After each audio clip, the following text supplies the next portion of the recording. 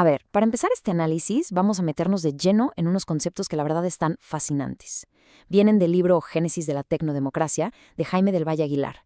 Y lo que más me llama la atención de esta premisa es que no señala con el dedo a ningún grupo político. Cero. Más bien, nos lanza un diagnóstico súper contundente. Nuestros marcos políticos modernos están operando sobre un sistema colapsado.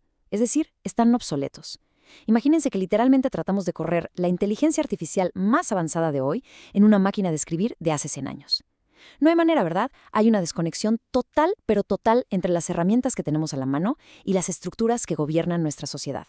Y para entenderlo, solo hay que ver la diferencia logística. Es abismal. Pensemos en el siglo XIX. En ese entonces, la comunicación dependía de cartas enviadas en barco, y la gente se movía a caballo. Entonces, la idea de tener un representante político nació de esas limitaciones tan severas. No fue un ideal filosófico súper romántico, fue una necesidad totalmente práctica. La población no podía viajar semanas hasta la capital, así que, bueno, la única opción viable era mandar a un emisario. Pero damos el salto al siglo XXI y la realidad es completamente distinta. Hoy tenemos comunicación instantánea, algoritmos que optimizan nuestra vida diaria. O sea, la tecnología revolucionó todo. Pero irónicamente, la arquitectura del Estado se quedó ahí, congelada en la época de las carretas y los caballos. Lo que nos lleva a la primera parte de este análisis: el sistema operativo obsoleto, o lo que el autor llama la obsolescencia programada en la política.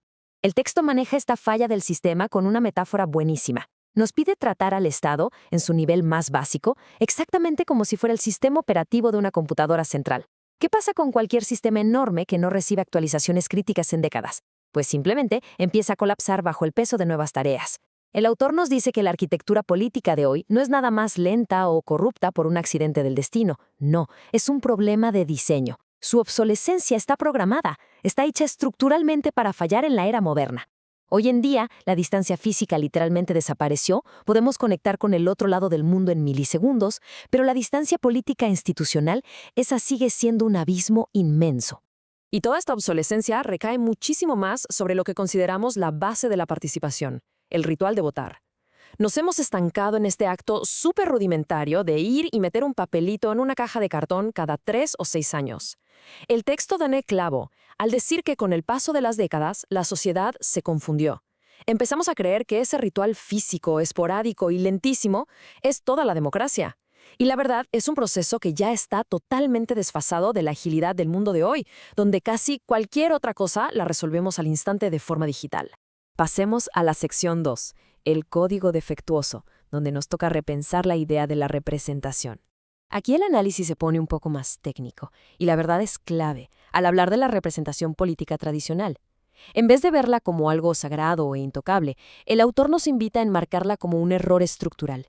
Literalmente, un bug directamente metido en el código fuente. A ver, en un ecosistema ideal, un legislador debería ser un canal de transmisión transparente, ¿no? Un cable directo para la voluntad de la gente. Pero en la práctica, los representantes funcionan como filtros, y filtros equipados con sus propios intereses. Su función real al final del día termina siendo alterar, modificar o de plano bloquear los datos de la población. Actúan como barreras que distorsionan gravemente la información, en lugar de ser puentes. Y esto nos conecta perfecto con la sección 3, pérdida de datos electorales o la degradación del mensaje. Para ilustrar exactamente cómo se pierde esta información tan valiosa, el libro usa una analogía genial sobre el ancho de banda tecnológico. Todo empieza en el paso 1, el input. Cuando votamos, estamos mandando una señal súper compleja que es un mar lleno de miedos, esperanzas y necesidades urgentes. Pero de golpe pasamos al paso 2. Esa señal choca contra el filtro representativo. Toda esa riqueza de matices la comprimen a la fuerza en un sistema de opciones binarias o listas de partidos cerradas donde la cúpula negocia puerta cerrada. Y lo que obtenemos en el paso 3, el output, es una realidad legislativa completamente diluida. Una respuesta diseñada casi exclusivamente para que las élites sobrevivan, dejando el problema original en el olvido. Toda esta pérdida brutal de información es lo que la obra llama la captura de la señal. El sistema ha creado a toda una clase profesional que vive y prospera nada más de esta intermediación. Y claro, como consecuencia lógica, su enfoque principal muta. Dejan de centrarse en resolver los problemas reales del país y se vuelven expertos en el manejo meticuloso de la percepción social. La señal genuina, ese grito de auxilio o de progreso que emite la gente, es literalmente interceptada y secuestrada por esta cúpula. Loquísimo, ¿no? Y la derivación de este secuestro de señal es asombrosa. La democracia empieza a operar igualito que una industria corporativa de marketing. El candidato se transforma y se empaqueta como si fuera un producto de consumo masivo en un estante. Y a nosotros, los ciudadanos, nos degradan a la figura de un simple consumidor. Es una transacción publicitaria enorme, pero con la tremenda desventaja de que el contrato de servicio, que en teoría nos debería proteger, se rompe por completo y sin ninguna consecuencia en el segundo exacto en que se declaran los resultados de la elección. Y así entramos a la última parte, la sección 4, la ilusión de participación, o el espejismo del usuario. Resulta que este sistema operativo viejo usa un truco psicológico muy sofisticado para darnos una falsa sensación de normalidad. Es literal un espejismo para el usuario para que no se fije en las fallas del código. La metáfora de manejar un coche lo explica a la perfección. El engaño está en hacernos creer que hay una participación democrática profunda solo porque nos dejan escoger quién se sienta al volante del vehículo. Pero el detalle crítico es este. Una vez que el motor está en marcha, no tenemos absolutamente nada de control sobre qué ruta va a tomar, a qué velocidad vamos a ir, ni mucho menos cuál será el destino final. Sin herramientas participativas continuas, quedamos relegados a ser meros espectadores pasivos a bordo del destino de nuestra propia nación. Y esto nos lleva a plantear una pregunta profundamente provocadora directo del texto, que la verdad te deja pensando. Si hoy en día un algoritmo tiene la capacidad de predecir con exactitud milimétrica el tráfico en una mega ciudad para prevenir embotellamientos, ¿por qué motivo le seguimos confiando la redacción técnica de las leyes a un pequeño grupo de personas cuyo incentivo principal es simplemente reelegirse o subir de puesto? El contraste está cañón.